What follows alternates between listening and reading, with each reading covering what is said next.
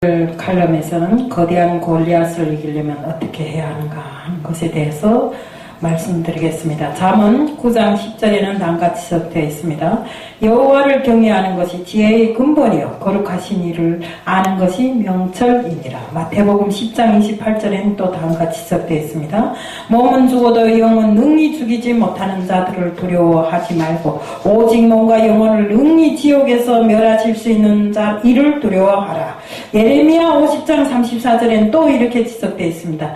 그들이 구원자는 강하니 그의 이름은 만군의 여호와라. 반드시 그들 때문에 싸우시리니 그 땅에 평안함을 주고 바벨론 주민은 불안하게 하리라. 하나님을 경외하지 않는 인생에게는 우리 개인 어떤 왕이나 장수나 정말 힘센 자를 눈앞에 두면 무서워서 떱니다.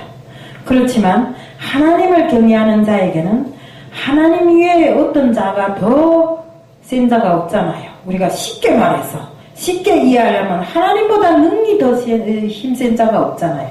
그러면 우리가 하나님을 경외하는 자들은 그 어떤 것도 두려워하지 않는다는 것입니다. 우리가 이 성경의 골리앗과 다윗의 싸움에 대해서 잘 알고 있습니다. 우리 블리셋 왕이나 이 골리앗, 이 왕은 참으로 거대한 장구에 많은 무기와 병력을 가진 자들입니다. 그렇지만 많은 이 이스라엘 백성이 싸움에서 지게 되니까 이 골리앗 왕이 나와 어떤 장수가 나와서 1대1로 겨루자고 합니다. 그때 어떻습니까? 누구도 나서는 사람이 없습니다. 왜? 눈으로 봤을 때 그 골리앗은 너무나도 거대하고 너무나도 병기로 무장을 잘했기 때문에. 그런데 이때 정말 눈에도 차지 않는 다윗이, 정말 양치기 다윗이 정말 이 해초리 하나와 물맷돌 5개를 들고 그 골리앗을 맞서서 나갑니다. 그런데 골리앗이 서서 아니 이스라엘에는 그렇게 장수가 없어서 저 꼬마 소년이 나오는가고 합니다. 하지만 다윗이 그때 무슨 생각을 했겠습니까?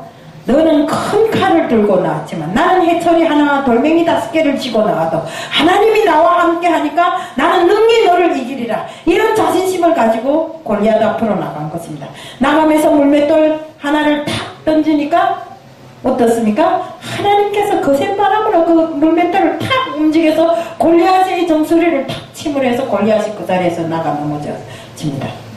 이렇게 우리가 하나님과 함께 하실 때는 어떤 약자도 강자가 된다는 것입니다. 그렇기 때문에 우리가 하나님을 믿어야 됩니다.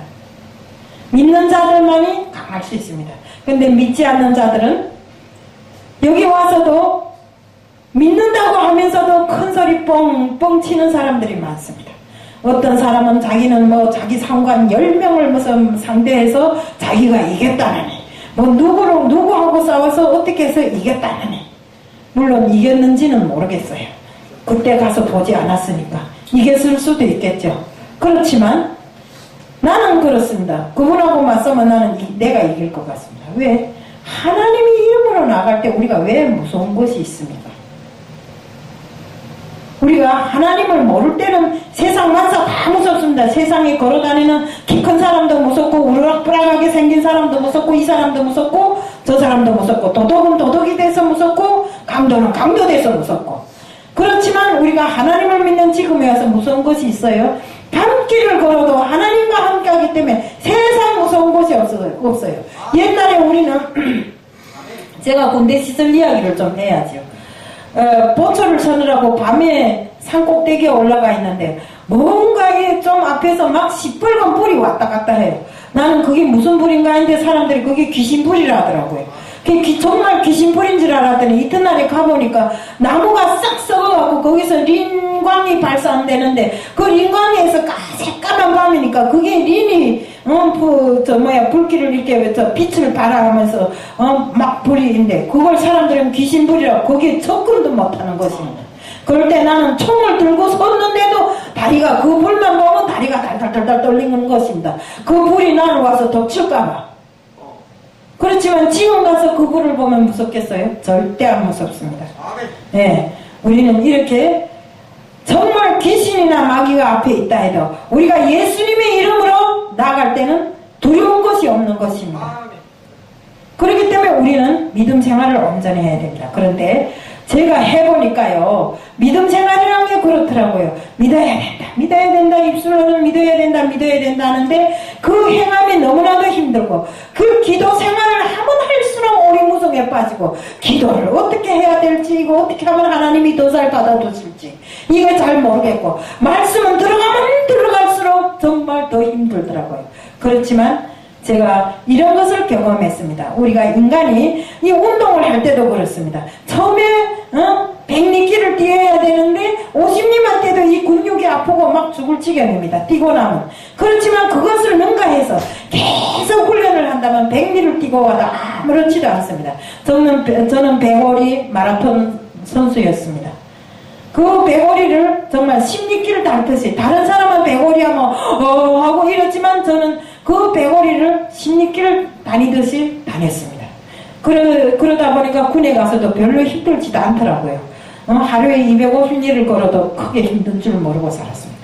이것이 바로 지금 우리가 믿음 생활을 하는 그 기초가 바로 처음에는 이것도 저것도 오리무중에 빠져서 이렇게 해볼까 저렇게 해볼까, 이래 해도 안 되고 저래 해도 안 되고 참말로 내가 믿어야 할지 말아야 할지 이러다 보면 믿음 생활이 싹 빠져버려갖고 또 처음부터 다시 시작해야 되는 것입니다.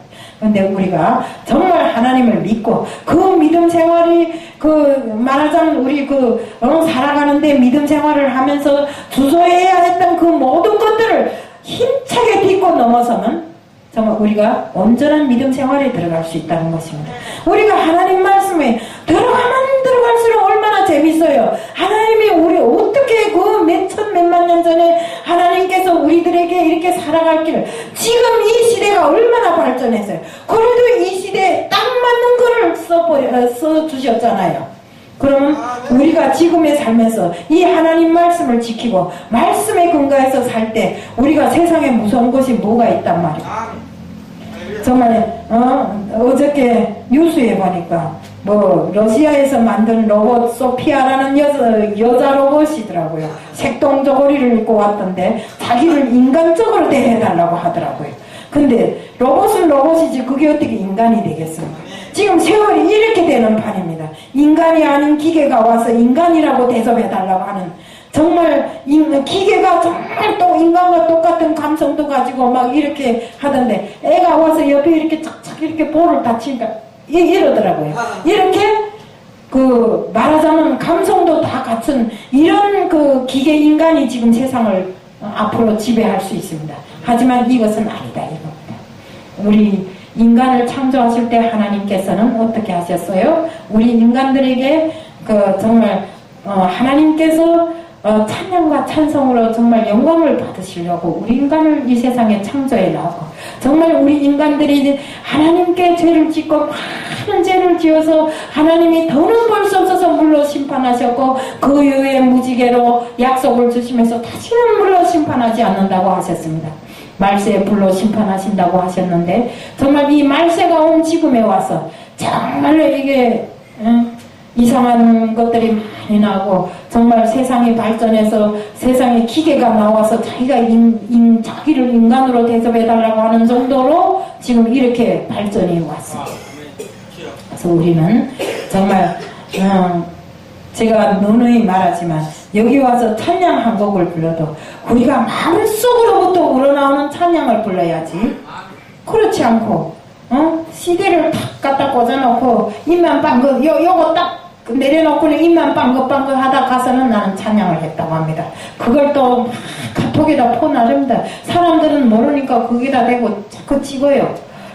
그걸 많이 찍히겠다고 세상에 내 마음을 속이고 하나님께 영광 돌리는 일을 뒷전을 하고 내 얼굴을 내고 내 이름을 내려고 이렇게 하는데, 우리는 이렇게 하면 안 됩니다. 어제 우리 홍기동 목사님이 가서 들으셨겠지만 우리 실천신학에 보면 우리 지금 인간들이 이렇게 세상이 발전하니까 모든 것을 기계로 해먹으려고 하고, 정말 하나님께 영광 돌리는 일을 뒷전으로 한다고 강하게 이야기하시더라고요.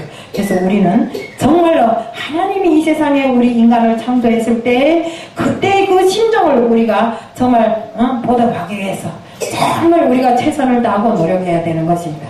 정말 우리가 하나님과 함께 하실 때 이 세상에 무서운 것이 없는데, 뭐 때문에 세상에 주눅이 들어가지고 내 목소리를 내지 못하고 기계가 대신해서 내도록 꼭 만드냐 이겁니다. 골리앗이 물맷돌을 들고 나갈 때 나에게는 하나님이 계신다고 했잖아요.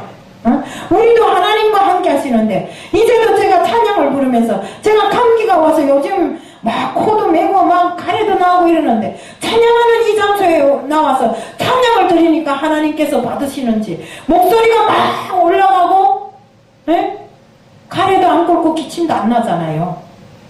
이렇게 정말 하나님께서는 우리가 진정으로 찬양을 드릴 때는, 비록 못하는 찬양이라 할지라도 내 마음의 정성을 다해서 드릴 때는 하나님께서 기뻐 받으신다 이겁니다. 그래서 우리가 언제나와 같이 정말 하나님과 함께하는 이 생활, 믿음 생활, 정말 우리가 하나님과 함께하면 그 어떤 것도 무서워할 것이 없습니다. 세상에 뭐가 무섭습니까? 태권도 선수요? 유도 선수요? 절대 무서워하지 마십시오. 우리는 하나님과 함께하는 세상에서 제일 강한 하나님이 군대니까, 하나님이 자네니까. 그래서 정말 다윗이 해초리와 물맷돌을 들고 나갈 때 그 심정 그대로 우리는 하나님을 믿고 정말 하나님과 함께 한다면 골리앗이 아니라 그보다 더 강한 군대가 우리 앞에 섰다 할지라도 우리는 능히 싸워서 이길 수 있다는 것입니다. 우리 지금 이북과 뭐 전쟁이 어떻소, 뭐 이건 어떻소, 뭐 핵이 터지면 뭐 어떻고, 뭐 핵폭탄이 터지면 뭐 어때서, 뭐 무슨 주사는 어디서 먼저 사다들이 났어 하고 뭐 말이 많습니다. 하지만 우리 믿는 사람들이 이런 말은 할 필요가 없습니다. 우리는 하나님께서 권하시는 그대로 살면 됩니다. 하나님이 죽으라면 죽고 살라면 살면 되는 것입니다. 우리 운명이 하나님 손에 달렸는데 내가 아무리 발버둥 쳐봐야 하나님 손에서 벗어날 수도 없고, 이 세상의 모든 평화와 전쟁은 하나님 손에 달려있는 것입니다. 그렇기 때문에 우리는 하나님과 함께 하실 때, 평화도 전쟁도 하나님과 함께 하실 때는 다 능히 이길 수 있다는 것입니다. 우리 정말 가나안 땅에, 적과 꿀이 흐르는 그 가나안 땅에 들어갔던 정탐꾼들이 나와서 다 정말 가나안 사람들은 키도 엄청나게 크고 우리는 그에 비하면 메뚜기 같고 그 포도송이 하나도 산만큼 크고 이렇게 하지만, 또 솔직히나 여호수아와 갈렙은 나와서 뭐이랍니까? 그들은 우리들이 밥이다. 우리는 하나님과 함께 하시기 때문에 그들은 우리들이 밥이고 그 땅은 우리들이 것이다 했기 때문에 그들은 역시 가나안으로 들어갔고 나머지 사람들은 다 광야에서 죽었잖아요. 그토록 하나님을 경외하지 않으면 하나님께서 멸하신다 이겁니다. 그렇기 때문에 우리는 하나님과 함께하는 삶, 하나님과 동행하는 삶, 정말 하나님과 같이 하면 이 세상에 그 어떤 것도 무섭지 않고 두렵지 않다는 이런 마음을 가지고 살자는 것을 말씀드리면서 오늘 칼럼을